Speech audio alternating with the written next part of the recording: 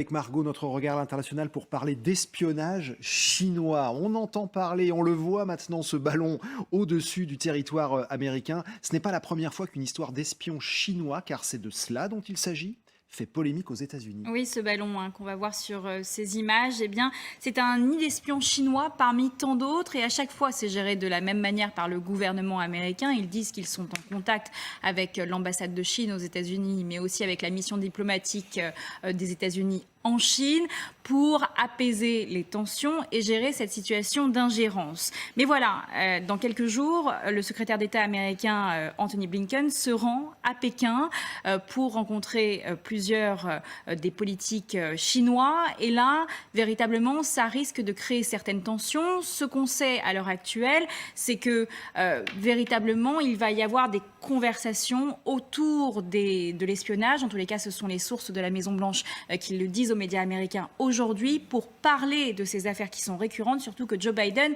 avait dit il y a quelques mois que l'espionnage de la Chine était le défi géopolitique le plus important de l'Amérique. C'est pas la première fois que ça arrive. Non, ça fait plusieurs années que ça existe, cette ingérence chinoise aux États-Unis.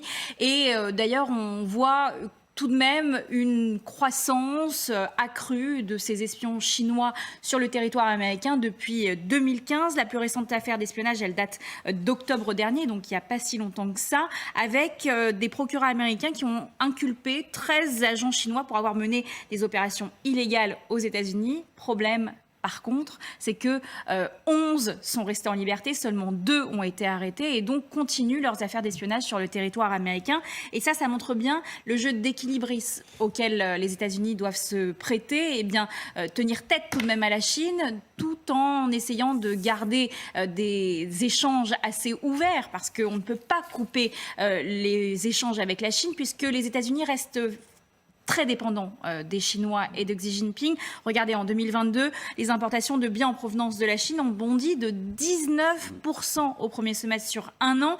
Et donc, ça montre bien qu'on ne peut pas couper les ponts avec la Chine du côté américain. En plus de ça, la menace d'espionnage chinois n'est pas seulement sur le sol américain, il vient aussi du territoire chinois et vient dans le cyberespace américain avec ces espions qui profitent des Américains via les réseaux sociaux. Parfois, on reçoit des demandes pour vous faire accroître, par exemple, vos nombres de followers sur les réseaux sociaux.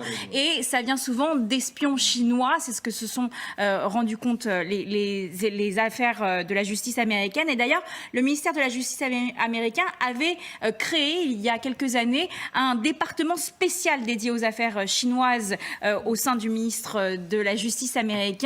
Mais le projet avait été arrêté. C'est peut-être le moment de le réhabiliter. Mais il y a des intérêts, évidemment, derrière, toujours et encore les questions à bichonner, à cajoler dans ce genre de situation. Et il faut tout prendre en compte. Merci beaucoup, Margot LCI, sur le